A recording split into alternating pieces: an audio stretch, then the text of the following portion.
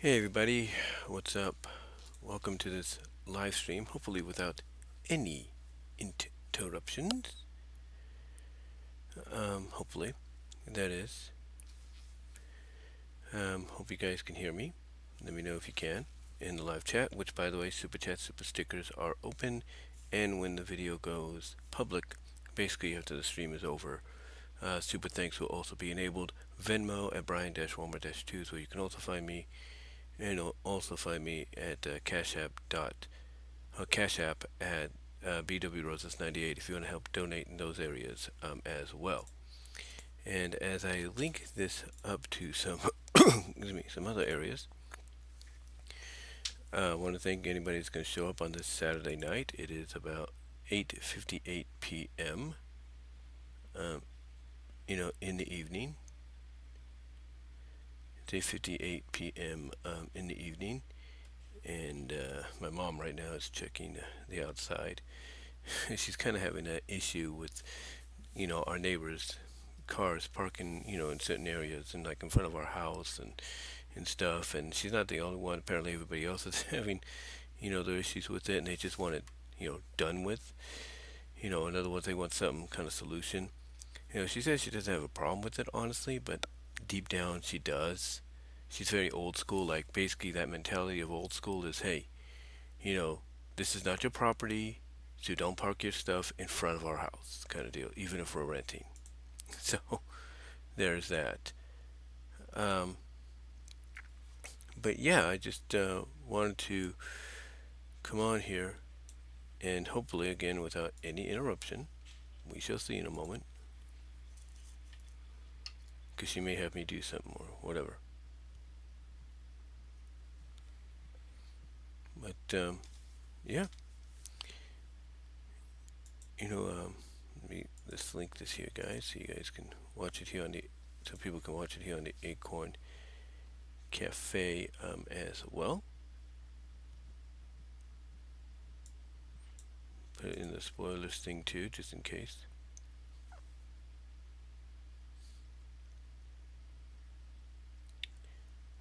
Do the notification on the reply. And there she goes. She's watching whatever she's watching now off of TBN.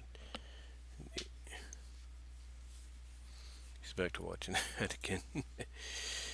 Anyway, though, guys, like I said, super chat, super stickers, and are open and would be appreciated at this time if you can do that, especially with bills to pay and everything.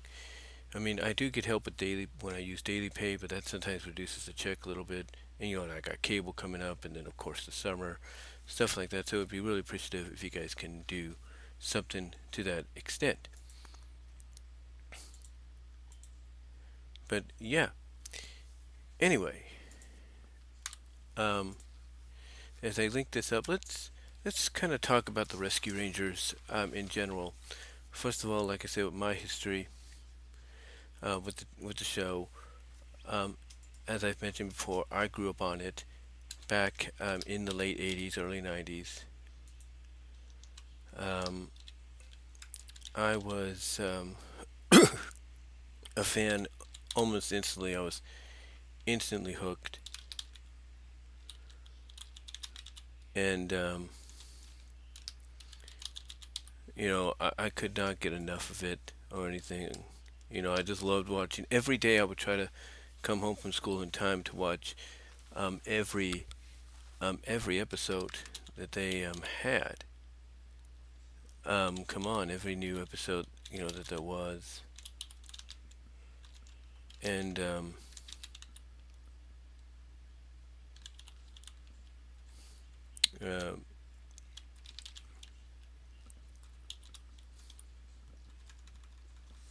like I said, I tried to come home every day after school, and try to watch as much as I can. Watch as many new episodes as I could.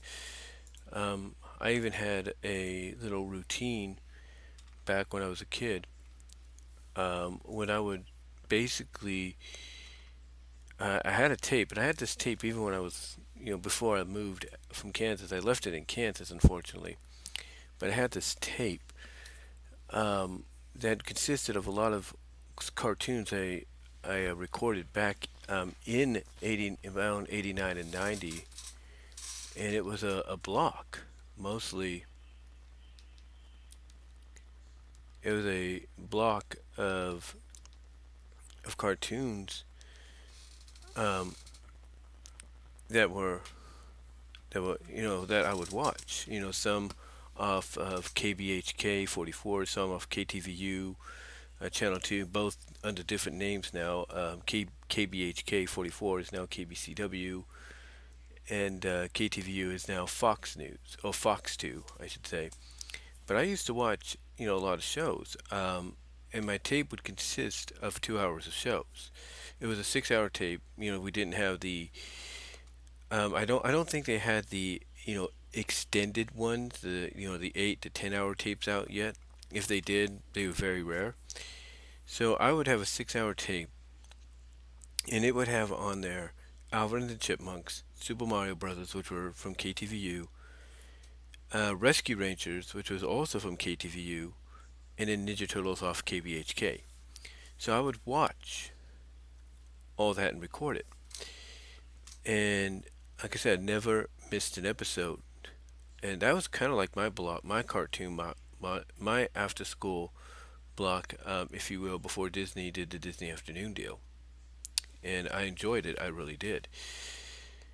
So you can imagine my surprise when one of the shows that I didn't record, but I would watch because it was on I think it was on KTVU as well.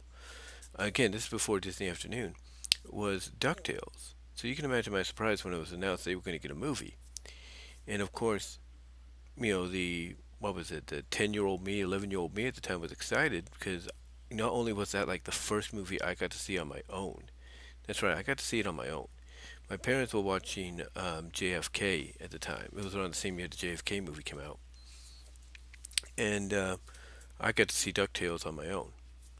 So what happened is after I saw that, of course, the movie my mom and dad were watching. Yeah, thank you, David White. Really appreciated that. He made a video for me. You check it out if you want. It's really good. Anyway, get back on topic here. The movie my parents were watching was very long, so I ended up sneak instead of waiting, in the in the I guess you could say in the theater lobby, whatever. I decided to go sneak in and go see most of Back to the Future Part 3. So I got to see two movies for the price of one. Anyway, though, the kid in me, the kid in me thought, or believed that, okay, we got a DuckTales movie. Does that mean we're going to get more Disney Afternoon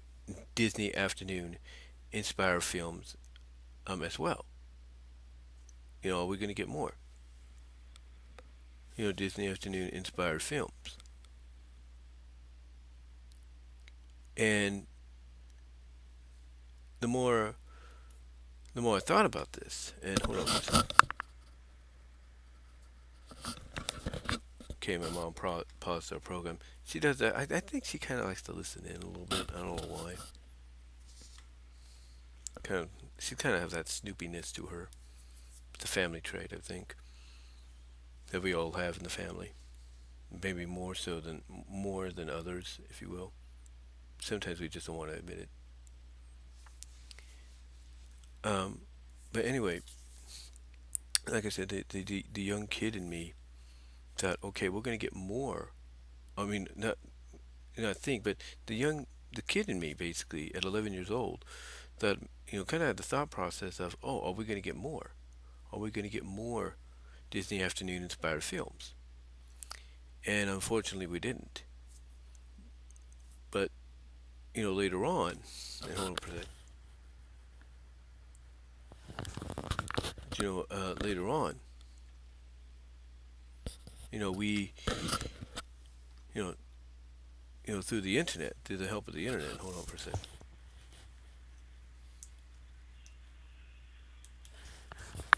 She kind of has it lowered or something.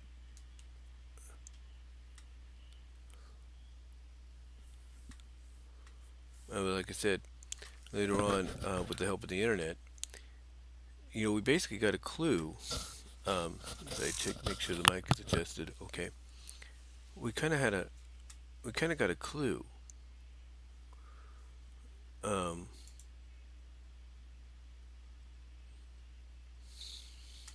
uh, but like I said, we kind of got a clue basically that there were plans. Again, this is thanks to the internet later on. All this information coming out. We find out later on that there obviously were plans to do more Disney afternoon films. There were plans to do a series of DuckTale films, and of course, there was plans to do a Rescue Ranger film.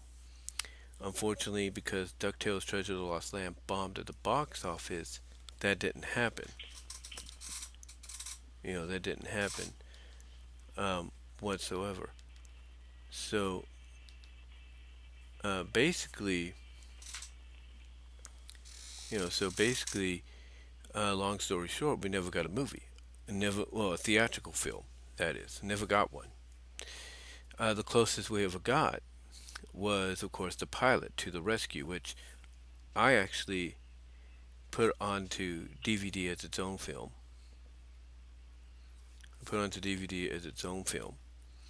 Just basically took all the five parts, not the way it was originally first seen, but just the first five parts, or the original five parts, put them together the film.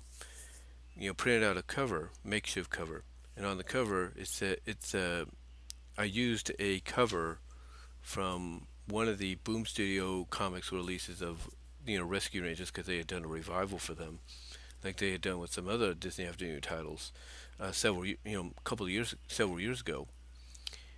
And I decided, okay, um, I'm gonna put this together, this DVD, and I'm gonna use this cover. And under it, I printed the movie to the rescue because again, that's the closest we've ever gotten to a movie. Is the pilot. That's the closest we've ever gotten.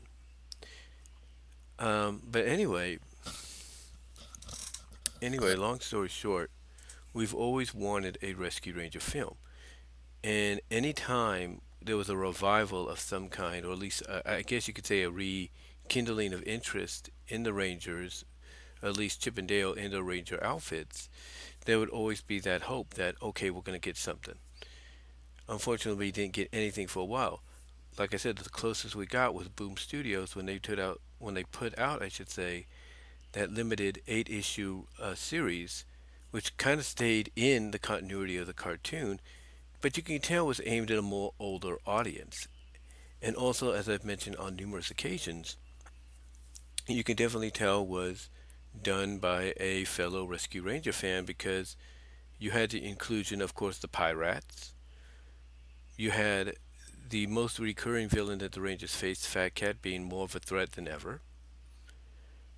You had the return of several one-shot characters. One pretty much being inserted as a main character in Foxglove, and then another showing up, basically having taken on a new career because of Chip's inspiration towards her, Tammy as a nurse.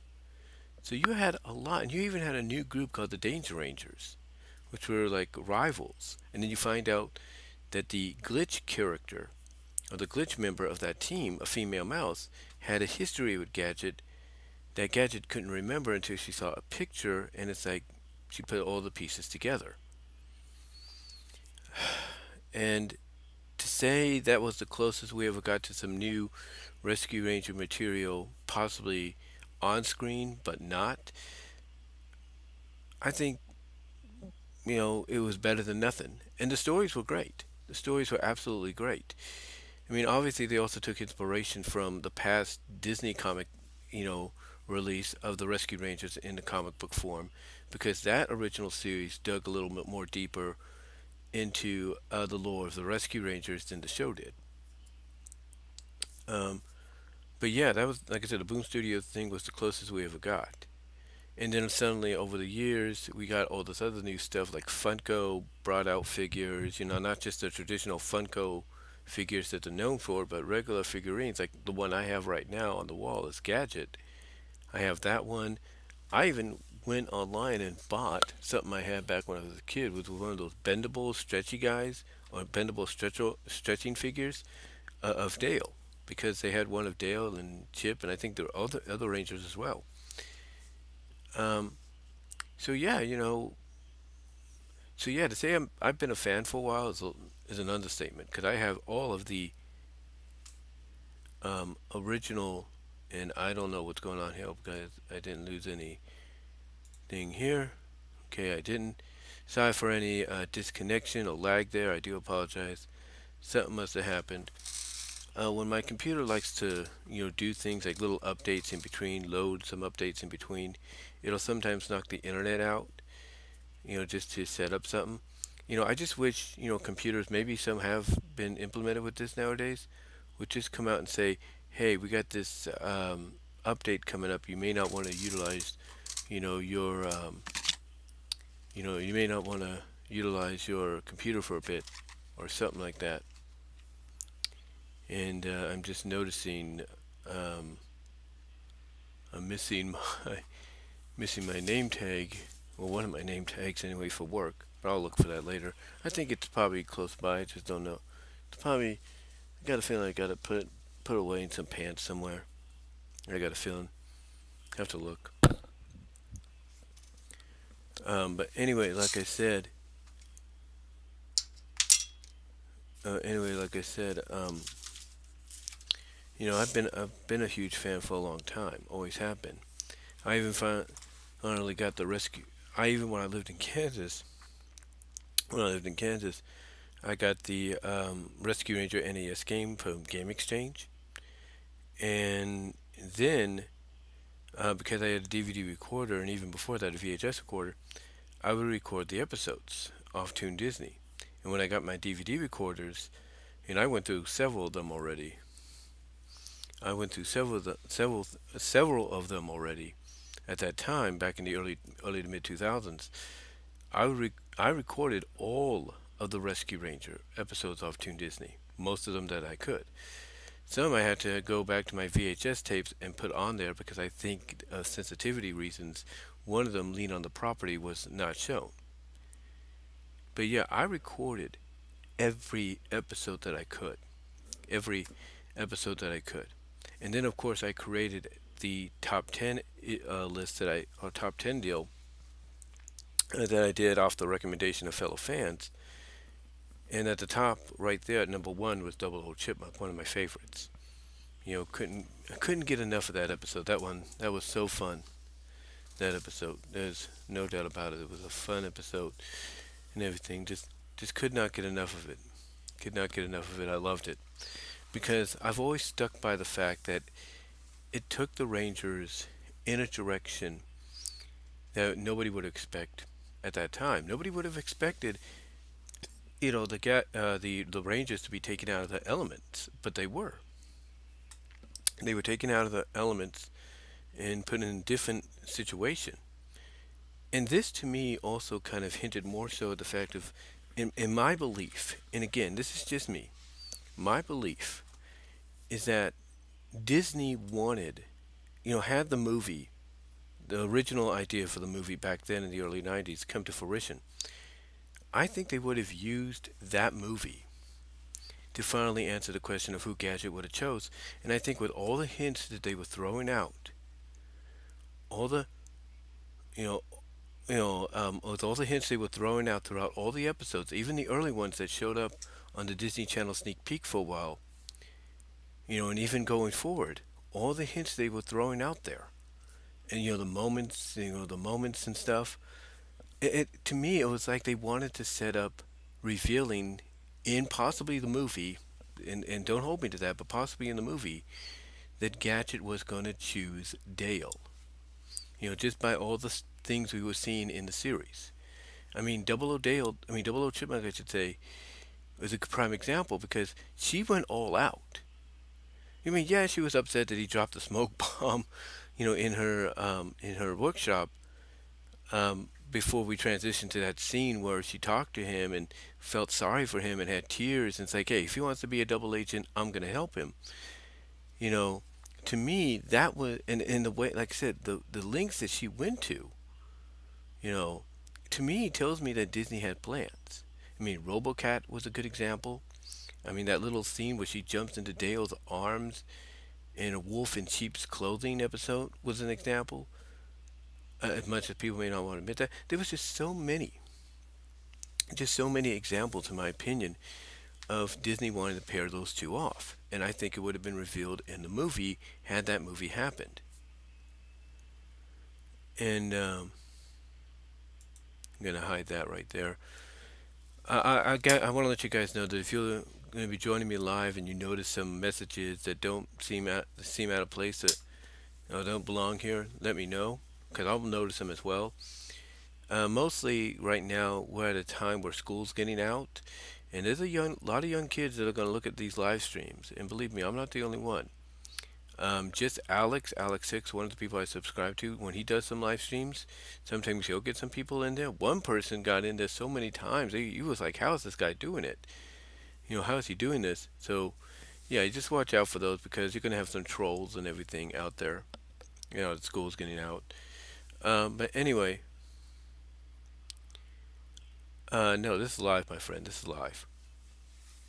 But anyway, um, getting back on point, it's almost like they were throwing out all those hints there that she was going to choose Dale in some form or fashion. And I think the movie, had that movie happened, would have been would have been what was revealed. But unfortunately, the movie didn't happen, and we were left up in the air. Even in the comics, the Boom Studio comics, the regular Disney comics, nothing was revealed. I mean, yeah, the Boom Studio comics, like I said, the guy there who was obviously a fan and was part of the fan base and everything and paid close attention. Obviously, he knew that the relationship that was pretty much being established at the end, or towards the end of the series for Dale in a romantic sense, was with Foxglove, and to add her in as a main character was a good move. There was no doubt. It was definitely a good move. But again, you know, when you look again, if you look at all the evidence, if you will, like I said, even before that and after that, actually, I don't think anybody can argue that they were planning something there. I mean, it just seemed too obvious. It just seemed way too obvious. But yeah, that was that's But to me, that's one of the reasons why it's my favorite episode. And you know, overall, I enjoyed the series. Like I said, I really enjoyed it. And I always hoped, like everybody else, that we would get something new. And then when DuckTales last season came around, and that basically pretty much cemented what a lot of people looked at as the Disney afternoon television universe, if you will, not cinematic, but television universe, I thought was great. The fact that when they announced, I mean, at San Diego Comic Con, when they revealed all the characters that were going to show up, when the Rescue Rangers came up, I think that got the loudest ovation. When Chip and Dale showed up, that got the loudest ovation. When Monterey and Gadget showed up on screen, that got, I think, an even louder ovation. I mean, even when they talked, I think, what was it? During the 25th anniversary, or was it 2000?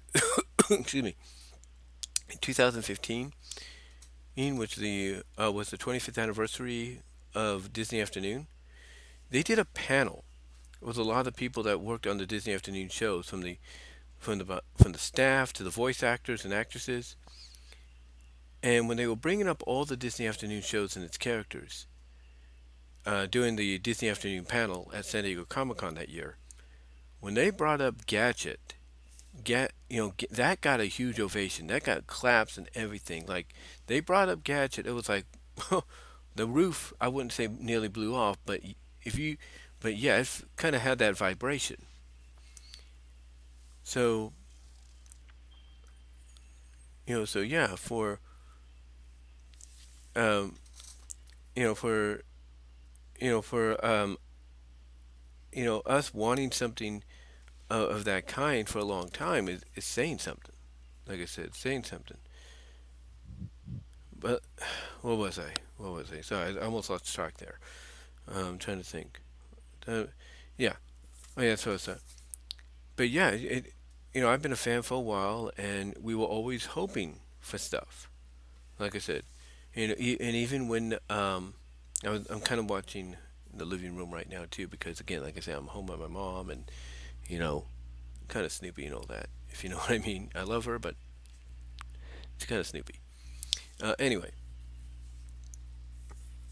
Anyway, what was I? Oh yeah, like I said, I've always been a fan, and like anybody else, I was hoping for something new. And like I said, every year we would hope for something. And when basically, like I said, when 2015 came around, the 25th anniversary of the Disney Afternoon, and they talked about the shows, and they brought up Gadget's name, and that got the huge reaction. It showed you that it was still very popular with fans. There's no doubt. It still showed you it was popular with fans. Um, anyway, getting back on topic here, we were always hoping for something, right? And I think it was a little after 2015 that the announcement came we were gonna get something. And but and okay, well, let me rewind. Okay, so what was I? I'm kind of keeping an eye on two things. I'm trying to keep an eye on one thing and do one another, if you know what I mean. I do apologize.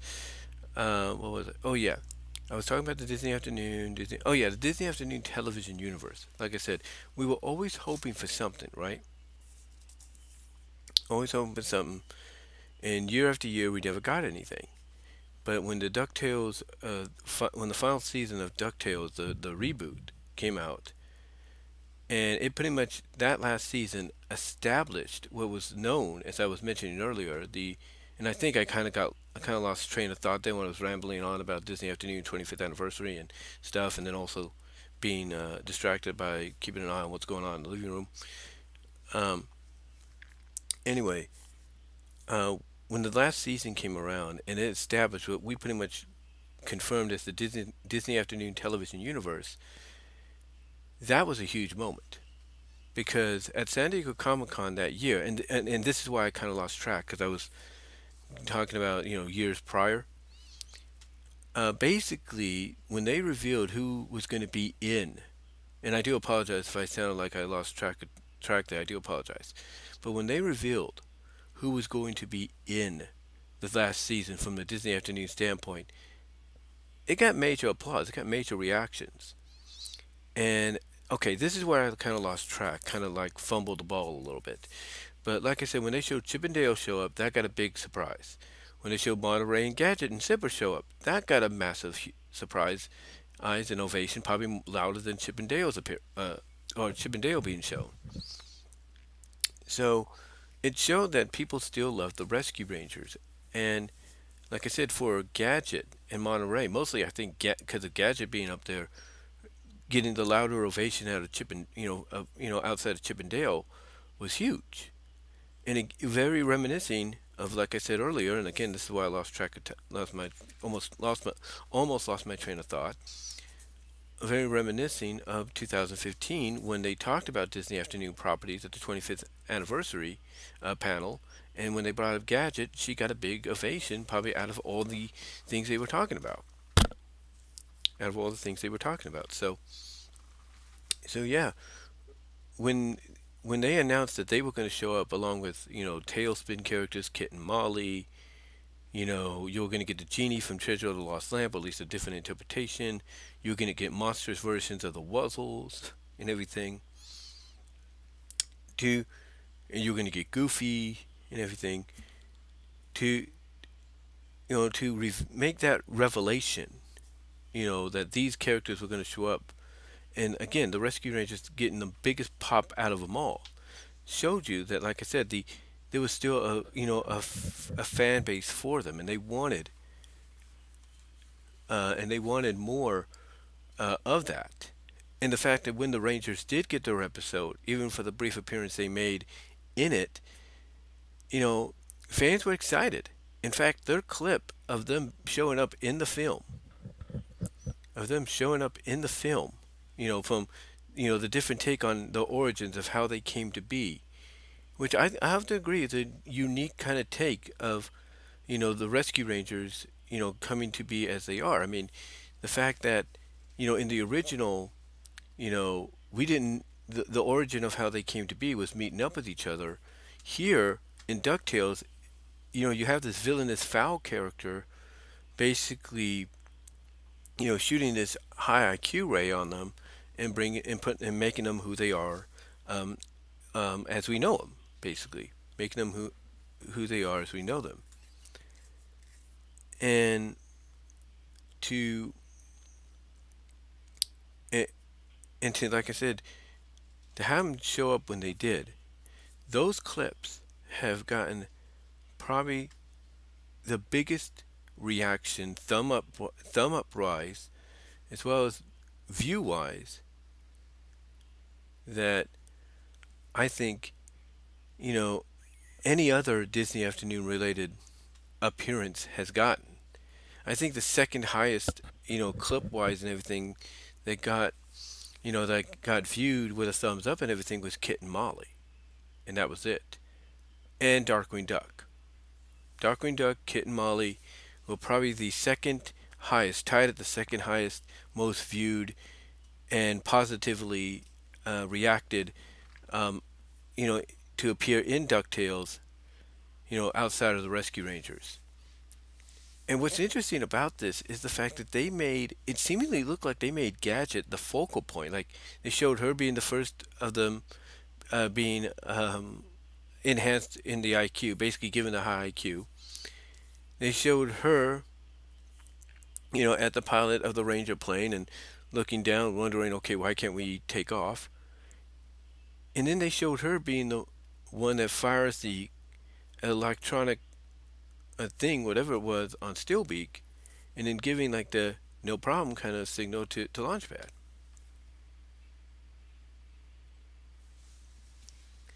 So, I think honestly they were trying to make her the focal point to maybe do something later on with the character, or maybe give an idea of, hey, we might have something, you know, to follow up on, if you will. Um, anyway, like I said, again, when their appearance was made, uh, you know, yeah, when their appearance in the show was made or happened, I should say, people were excited. They were um, happy that her appearance, I mean, her and their appearance, at least meant that there was still something there for the fans. That there was still an interest. All right, okay, all right.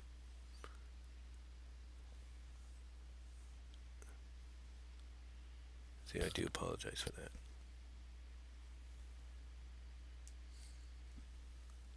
See, I do apologize for that. That's the one thing when you live with family of any kind, or even friends, but mostly family. Sometimes, unless they're up to date on stuff, you take the time to up to date them. They they don't understand. I mean, I'm not the only person that does a live stream that has it interrupted. I mean, Alex, I've seen many times, has had his interrupted. Sometimes being like, he'd see, tell his folks, "Oh, I'm doing this," or somebody comes in saying, "I need to do this." Oh, I didn't know. So, yeah, I think what needs to be done is people need to put a sign out saying, "Hey, I'm doing live stream. Unless you want to be in the live stream, don't talk, don't knock." If you know what I mean. But anyway, getting back on track here. Um, getting back on track here. The Like I said, obviously it showed that they had a vastive a vist of blah. It definitely shows it had a Disney still had an interest in the Rangers. There's no doubt. Um, the only problem about that is a lot of people feel that that they feel they were meant to have a bigger role and maybe even a speaking role, and that didn't happen. And I think because of the fact of what we're talking about here, and I know I'm about 35 minutes in, I do apologize. And that was the movie. And there was a lot of legal tie ins, I guess. So they were, but I guess it was worked out to where, yeah, they can appear, but they can only appear for a short period, and that's it. They can't do anything else besides that. They can have a moment, but that's it. So, there you go. But as far as the movie goes, and I know I'm about 35 and a half minutes in, so I do apologize. But as far as the movie goes, the movie, let's look at it this way.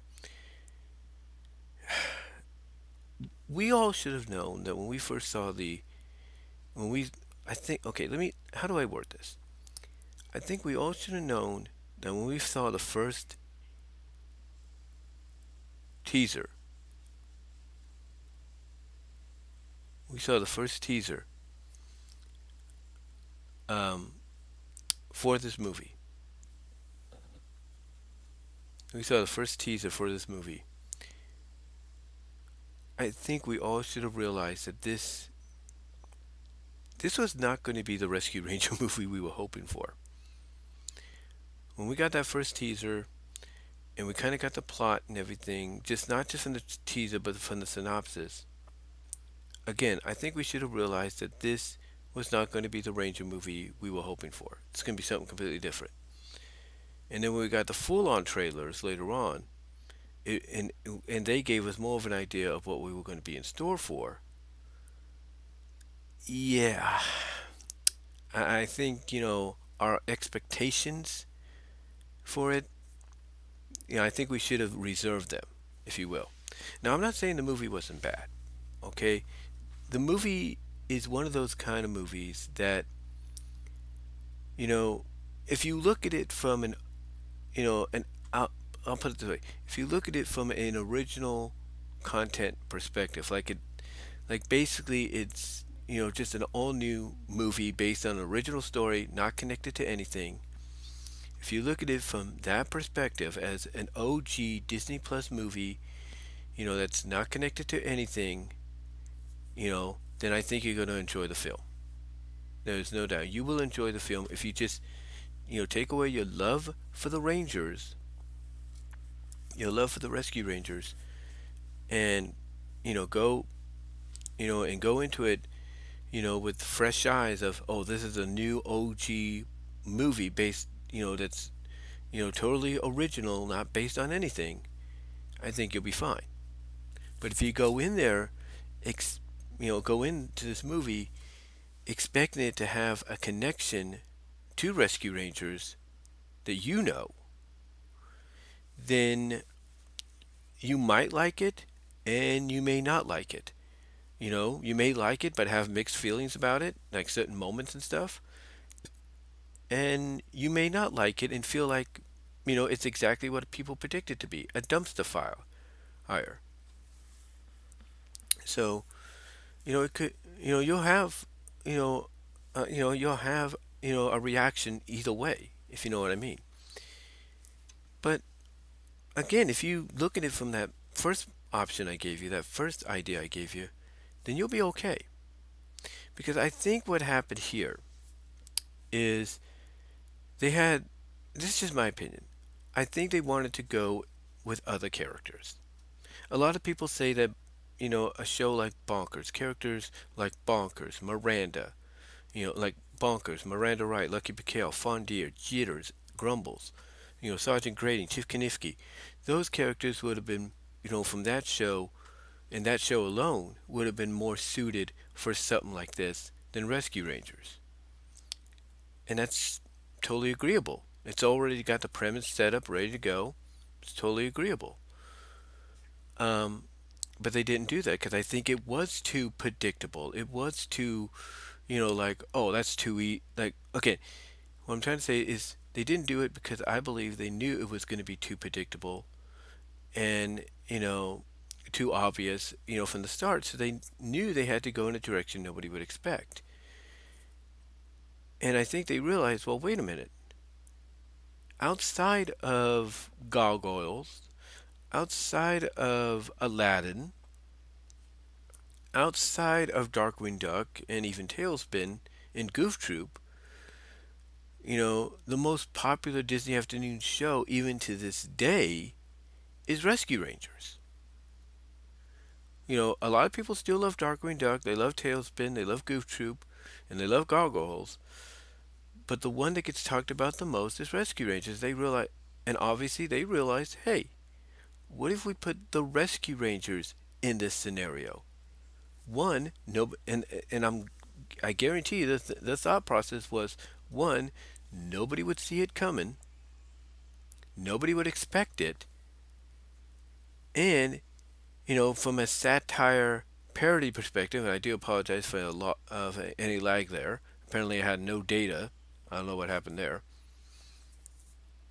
but basically, they probably realized that it's still a beloved franchise, more so than anything, and they probably thought, you know what, why don't we go there? You know, and again, they could have gone with any Disney Afternoon property if they wanted to. Outside of Bonkers, outside of Rescue Rangers. They could have gone, with Gummy Bears. They could have gone with DuckTales, maybe. They could have gone with Tailspin. They could have done Darkwing Duck if they wanted to. They could have done Goof Troop. They could have done Gargoyles, believe it or not. They could have done a lot, but they didn't. Instead, they went with basically what they felt made the more sense. Rescue Rangers back in the 80s and throughout the early mid 90s was still very popular. People loved them just a bit more than, let's say, Darkwing Duck and Gargoyles and all that. And they still love them to this day. What better property to go with? But here's the thing, too. They also realized, obviously, if they're going to go with this, they have to go in a direction that no one would expect them to go with. And that direction is the Roger Rabbit direction. Basically, played off as though this most popular, beloved show from the late 80s and throughout the early to mid 90s, you know, this most popular, beloved show and franchise is a show. And that the Rangers you're seeing are actors and actresses. And everybody does get along, even the villains. So so to me, that's probably why they decided to do it, because mostly it would be the most less obvious choice. Like, you hear a Rescue Ranger movie is going to be made, you're excited, but then you see kind of what it's going to be, or you hear what it's going to be, and then that excitement kind of gets stifled a little bit because you're like, wait a minute, are they going to? Because you're asking yourself, wait a minute, are they going to do what I think they're going to do? And lo and behold, that's exactly what they do. That's exactly what they do. And honestly, guys, they did not. Let's be honest, they did not hold back on this. They didn't. They did not hold back on anything when it came to this. And and I understand. Some people are like, well, you know, a lot of people are like, again, it would have been better if it was if it was if it was the Bonkers characters in there, or the Bonkers, characters in there, and that's true. That is true, but again, it's about being unexpected. It's about being unexpected. And I think when you look at the fact that, the story is about solving a mystery of all these missing tunes and who's behind it, and thus kind of, I guess, kind of commentating on the fact that you have a character in Dale that not only enjoyed being a rescue ranger, being kind of a crime fighter, but wanted to continue it in throughout his career, but also maybe try to do it outside of it. It's a great commentary, because here's the thing: there. Hold on for a sec. Because like I said, here's the thing: there is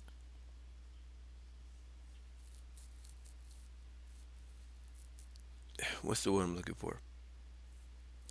This got distracted there again. Um, but there is a lot of folks that in real life that try to be real life versions of fictional superheroes. We all know that. I mean, there's not, well, I wanted to say there's not a day, but there's not one time every now and then that you won't hear a news item come out of somebody in a small town dressed up as Batman, dressed up as the Arrow, trying to just protect that city, from crime. It's not one time. And to kind of go into that commentary here, um, and I just got a notification from Patrick Butler of PB Productions. But like I said, once you go into that, what's the one I'm looking for? I just lost my train of thought. Oh yeah, once you go into that commentary there with Dale wanting to not only continue his crime-fighting career on screen, as a secret agent, and then essentially kind of being like, hey, I want to do this in real life, and everything. I want to do this in real life. You know, it's a great commentary because, again, like I said, there are folks out there, there are people out there that try to be, try to be their own versions of fictional heroes in the small towns that they live in. The other thing, though, about this, but well, before I get into that, but besides that, it also does commentary on the various changes in animation style. From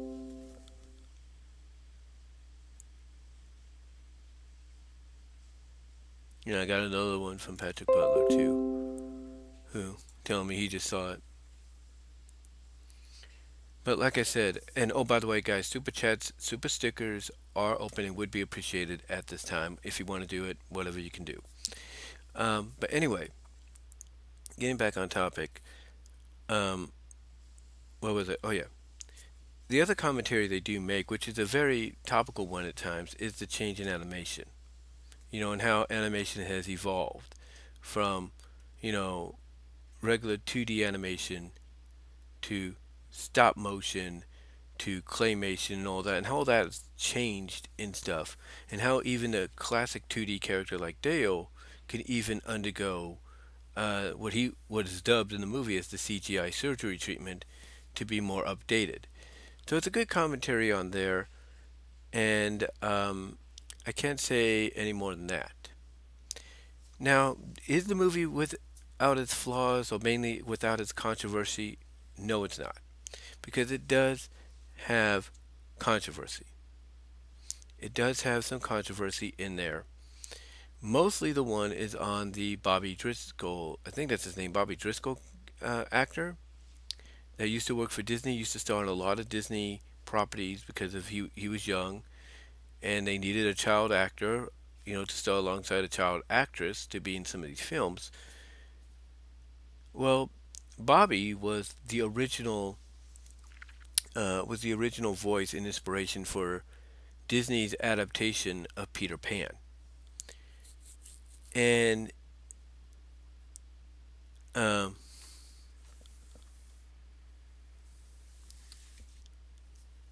sorry about that.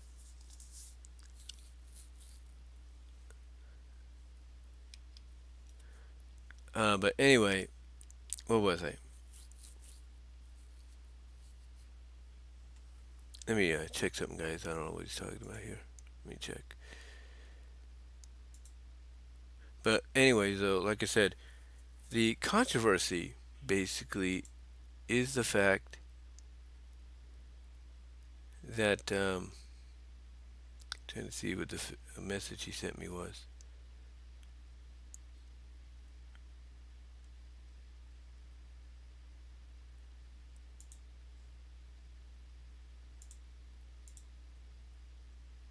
Hold on, guys.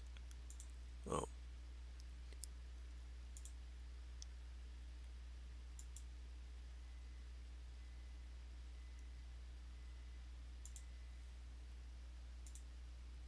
anyway, like I said, what was I? Oh yeah.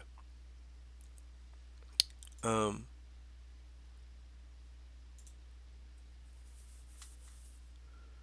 okay. Sorry. I think I just responded to your message, guy. I don't know if that was you asking me what I thought of the movie, but I just responded. But anyway, What was I?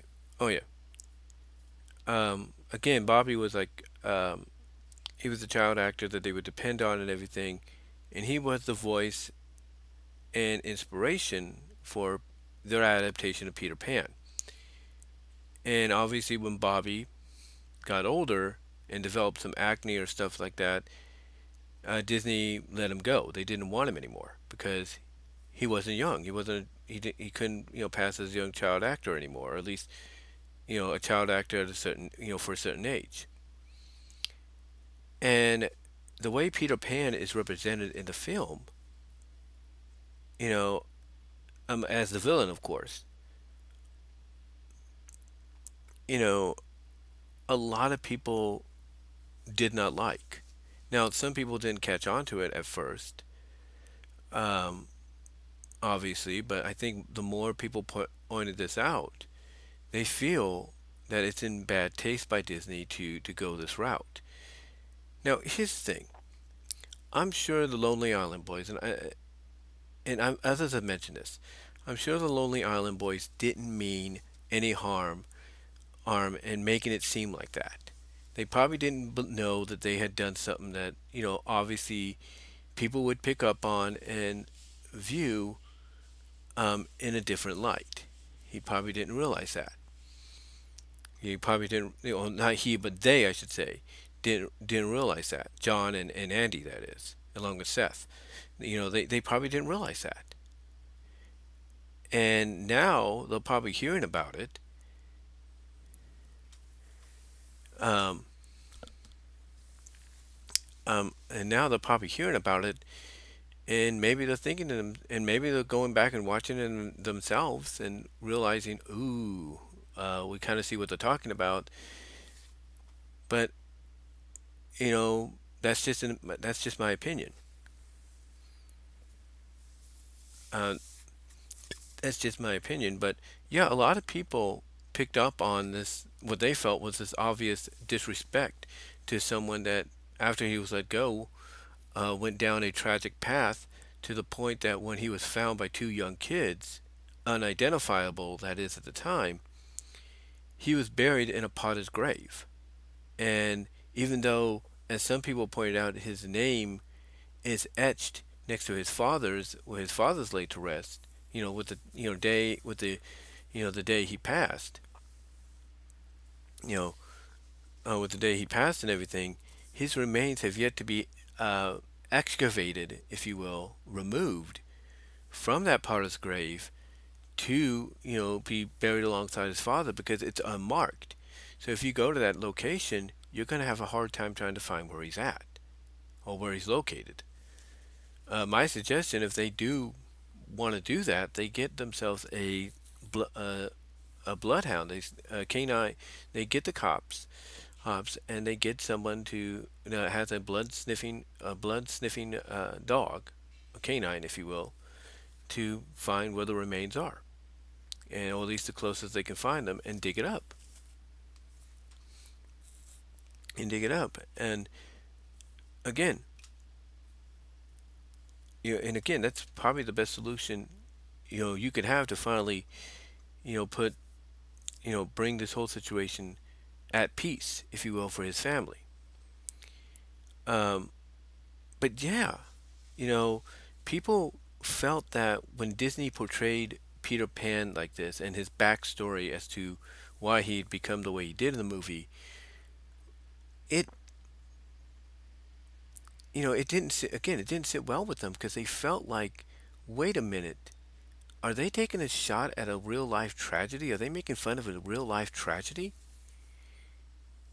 And again, you know, if that's the case, but unintentionally, I'm sure, basically the crew, the Lonely Island Boys crew, John, Andy, and Seth, and all of them, they probably didn't realize that.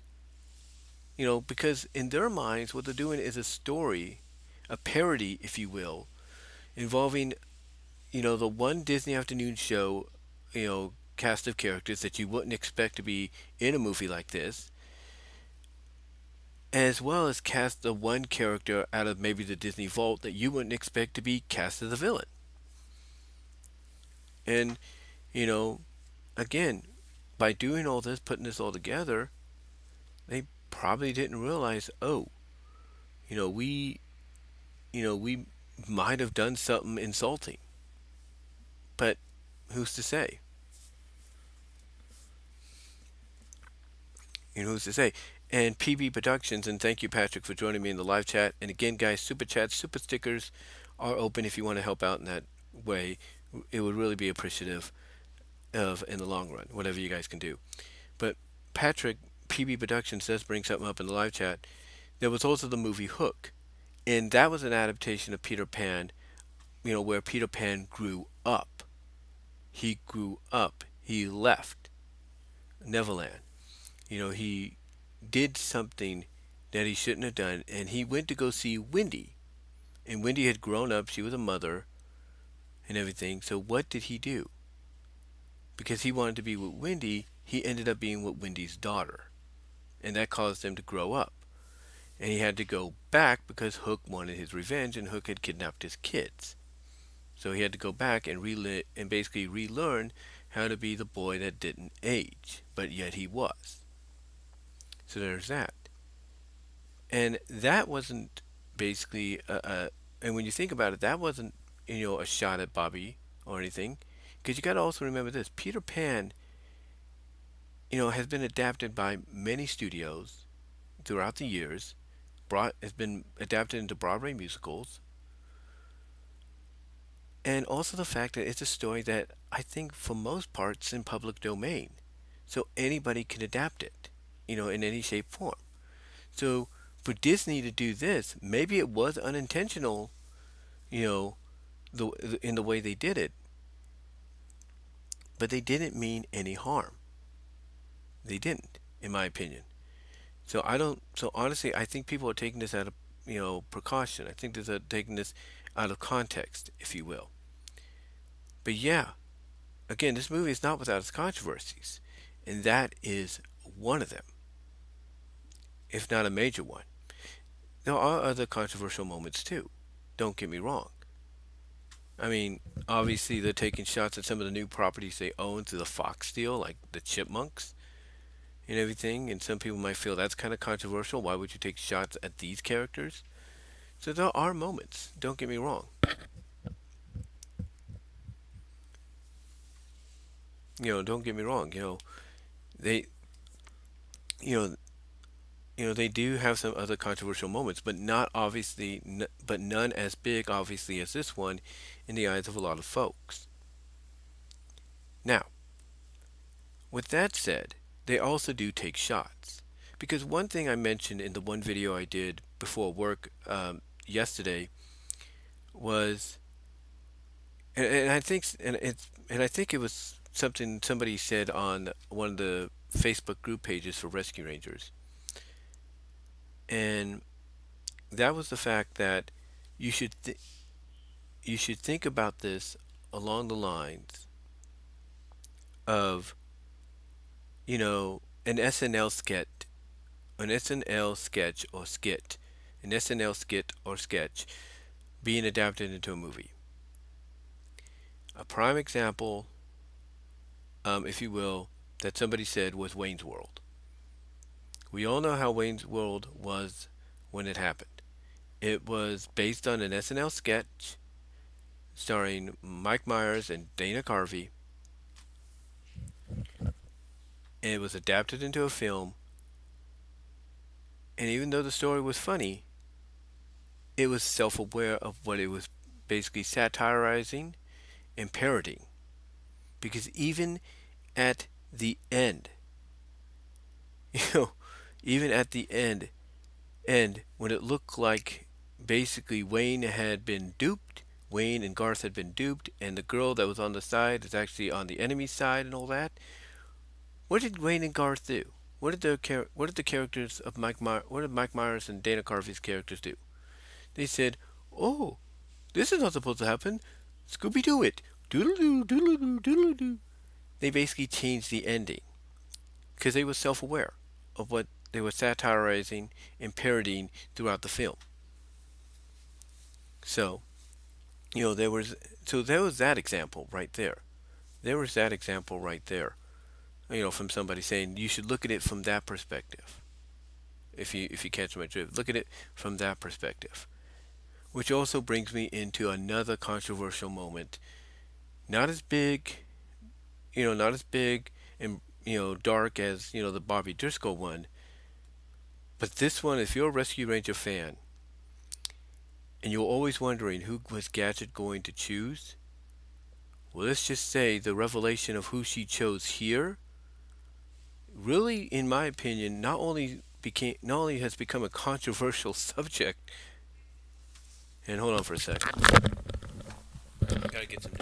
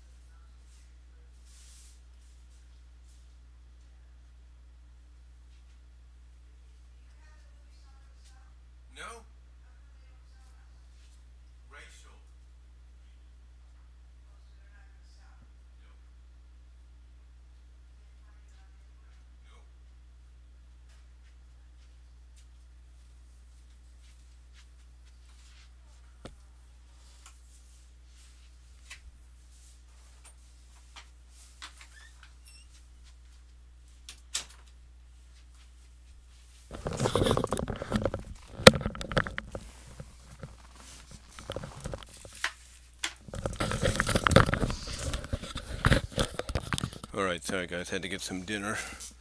Yeah, my mom's actually kind of trying to watch the movie and everything. Cause she grew up on Chippendale as a kid too. But like I said, she's gonna try to watch it and see what she thinks of it. Um, but yeah, what was I? Oh yeah, sorry about that. That was. Oh yeah, the other controversial moment. I wonder how my mom's gonna take this when she sees it, if she stays up throughout the whole film. Um, the other controversial moment, if you're a Ranger fan, is you know even though it's not as big as the whole Bobby thing, if you will. Yeah. Even though it's not as big as the whole Bobby thing. Um, what's was oh yeah. The other controversial moment was, if you're a fan of the show, one of the things that you always were wondering about was who would Gadget choose? Would she choose Chip? Would she choose Dale? Would she choose Sparky maybe? Bring him back? You know, who was she going to choose? And like I said earlier, it looked like they were probably pushing towards her and Dale. Well, in the movie, it's revealed that because the movie's basically saying that it's a show based within a show and everything. Like I said, taking the Roger Rabbit route, um, a lot of people, basically, who she ended up choosing because again, they're supposed to be actors in the show. Um, the person she ended up choosing was Dale, and I can tell you honestly, this. I mean, I watched 3C Films thoughts on it. This did not sit well with anybody. It did not sit well with anybody. Period.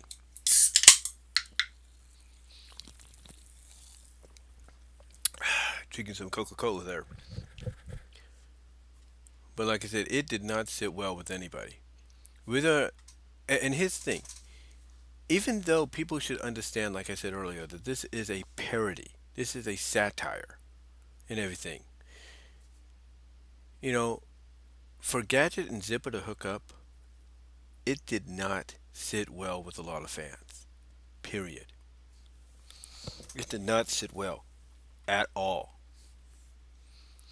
I mean, some did accept it because they're like, well, look, the movie is basically portraying the show as a show within a show, and these are actors and actresses, so you know, it's not uncommon or surprising that they would do something like that.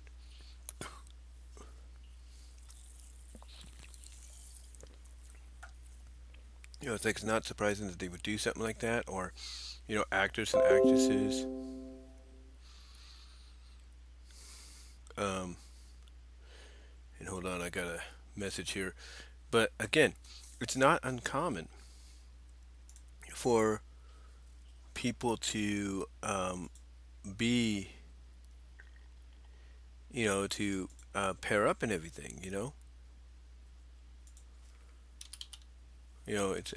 not like I said, it's not uncommon. Excuse me, for actors and actresses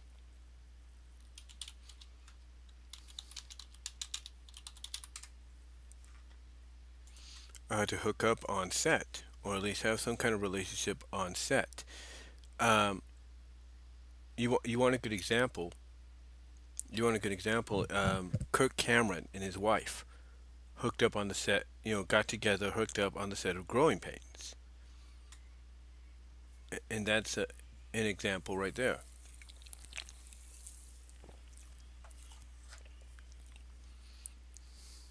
So again, again, it's like I said, it's not uncommon for something like that to happen.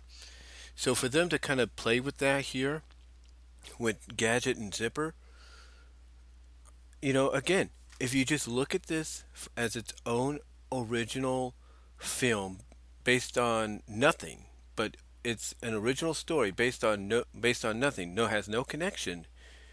then you're okay. You're fine. But if you base it on what it's, supposed to be based on, then that's a different story.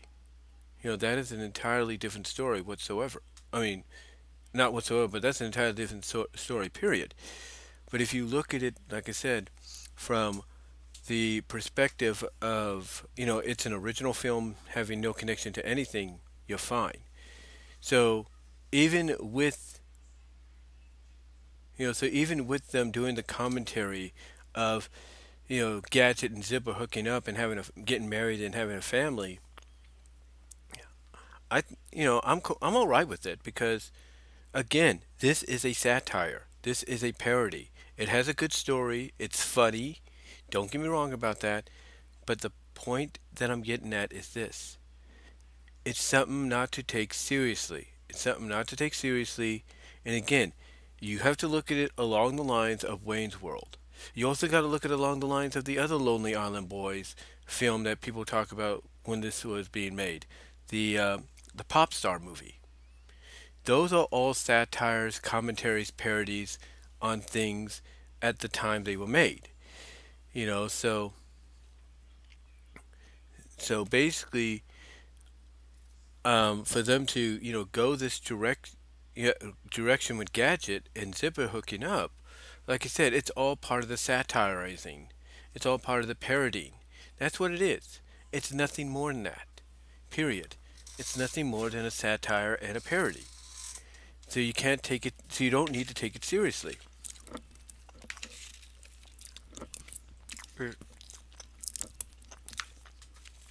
Just eating some dinner again. But like I said, it's you can't take it seriously. Period. Mostly because of the fact too that the reason you can't take it seriously is not only are they including all these other properties that obviously they got the IPs for, just for this movie or for the cameos and stuff they're in, and everything and all that. But you have to look at how these IPs are being represented in the way they are, or having shots taken at, at because of who they are. So to me, again, this is a situation to where the gadget and zipper thing, I should say, you know, look at it different, from a different viewpoint of, this is not based on anything. It's simply all new and original, and that's it. That is it. Period. End of discussion. You know, because another way you could look at this movie as well is even though it's a satire and everything, with a good story and stuff, you can also look at it as a potential pitch, for Disney to bring back the show, maybe continue it where it left off, or basically make something new or whatever.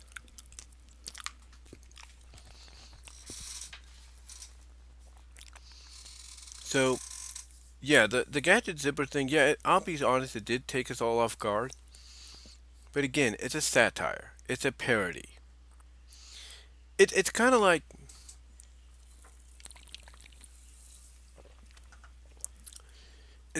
if they wanted to, you know, it's kind of like if they wanted to do something,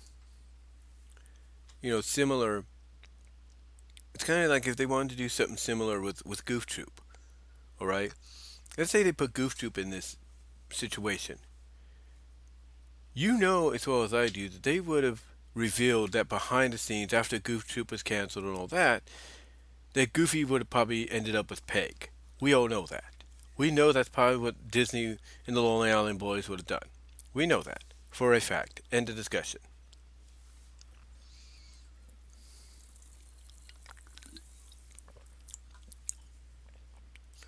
You know, end of discussion. Period.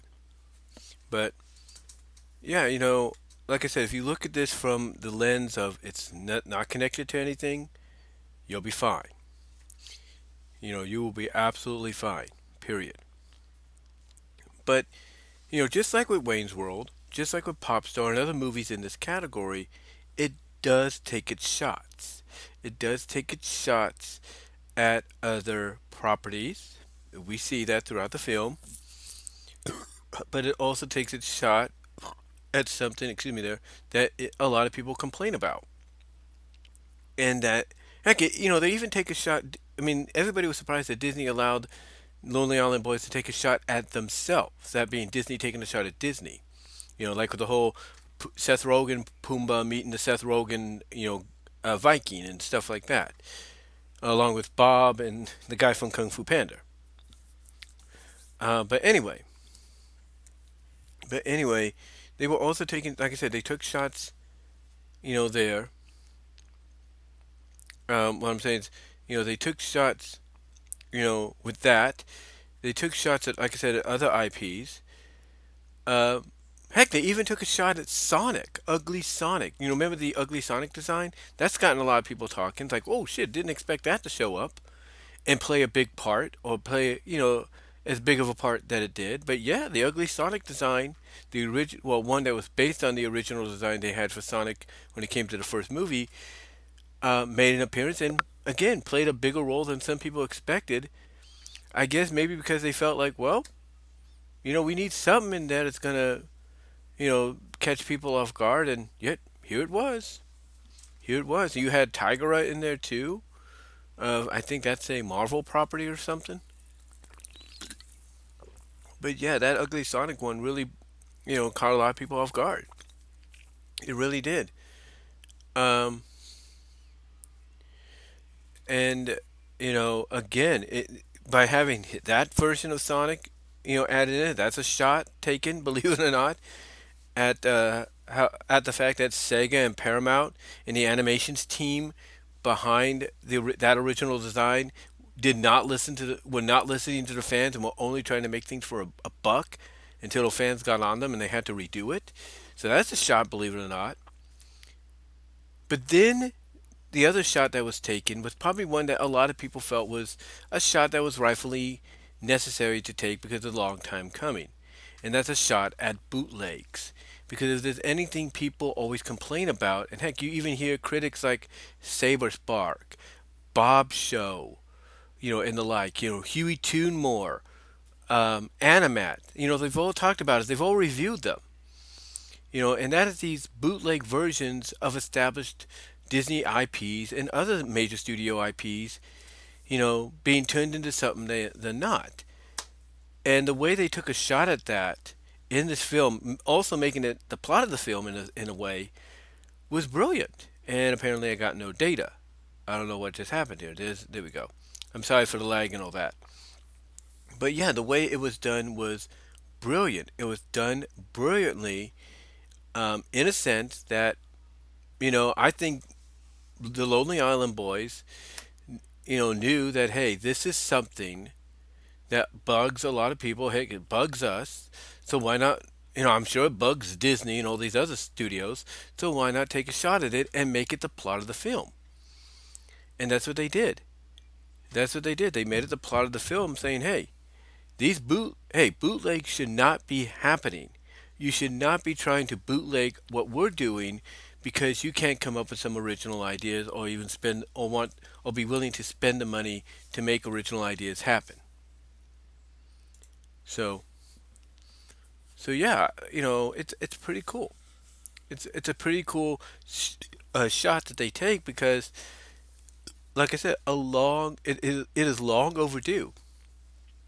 It is long overdue for something like that to be addressed by a studio that's had it happen to it probably more so than DreamWorks, Sony, Blue Sky, you name it.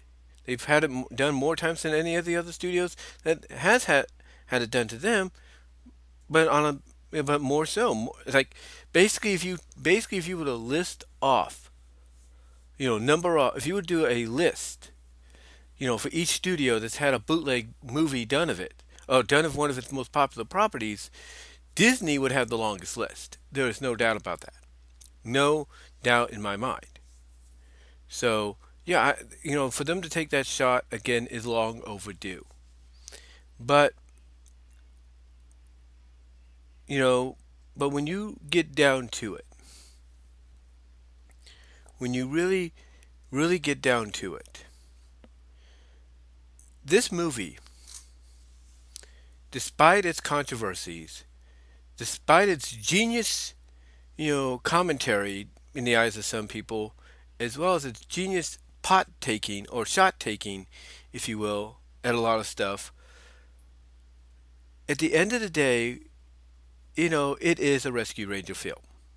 It may not be what we were hoping, but it is a Rescue Ranger film. And I'm happy about that.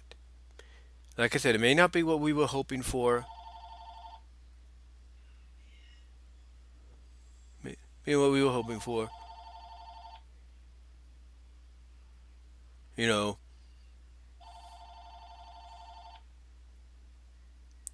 sorry, the phone's ringing.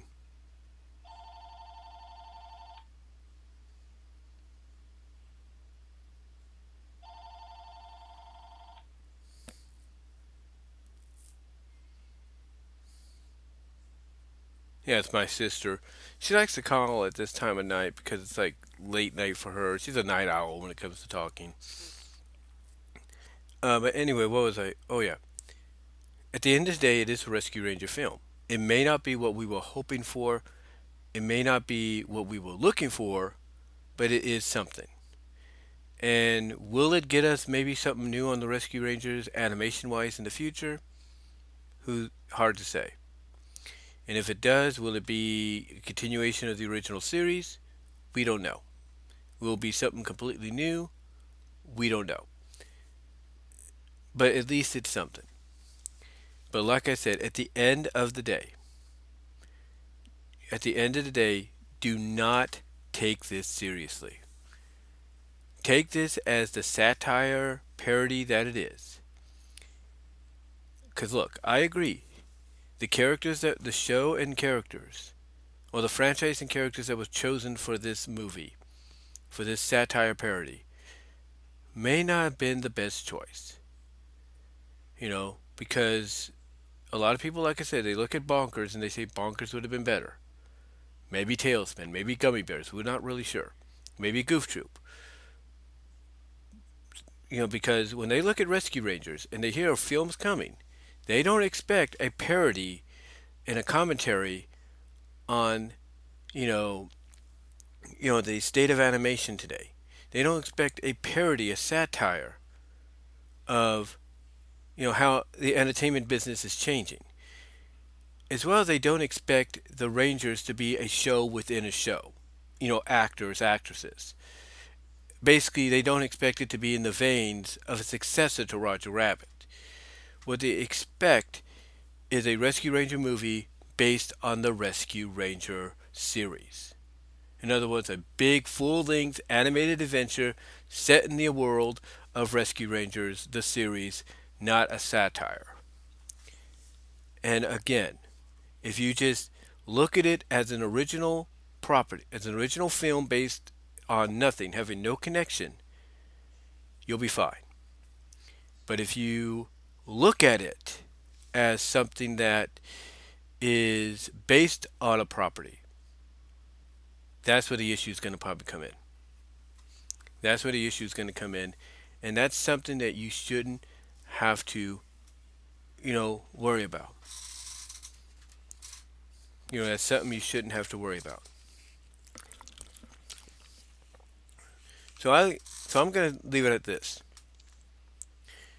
Put somebody at the Acorn Cafe put it this way. Look at this as non-canon. It's non-canon. The same way you could look at it or look at this film if it was a different set of characters. Gummy Bears, if they did it with them, look at it as non-canon. Goof Troop, look at it, if they did it with them, non-canon. You get the idea. Look at it from a non-canon perspective, and you'll be fine. End of discussion. End of discussion. But anyway, though, guys, I just wanted to come on here and just talk about this, kind of give my thoughts on a lot of things that people have had an issue with it. The controversies and stuff. The unexpected shipping and things, and really, that's all I wanted to do. Like I said, just come on here and talk about, and just get your thoughts on it in the live chat as well as maybe even afterwards. But that's really about it. So, guys, thank you for joining me live for this. Really appreciate it. If you want to donate afterwards, um, like I said, if you want to donate afterwards, the super thanks button is enabled, so you can help donate there. Whatever you guys can do would be really appreciated. Also, you can check me out at Venmo at Brian-Walmer-2 to help support me there financially, as well as at Cash App at BWRose98. Also, you can check me out at my Teespring store. You can check that out. You can also check me out at BW Rose's Discussions, all your favorite audio podcast locations except for Pandora, and this may go up as an audio podcast, so be on the lookout for that. Also, check me out at VENMO for content you can't get here on YouTube due to copyrights. Also, check me out at deviantart.com/BVW1979. Also, check me out at fanfiction.net/Brian.Walmer.1. That's numeral 1. And check me out at patreon.com/BWRoses. Support me with a $1 or $3 tier. So until next time, guys, thank you all for joining me. You all have a good night. I'm going to go back. I'm going to go and rewatch the movie again while I enjoy some dinner. And until next time, folks, I am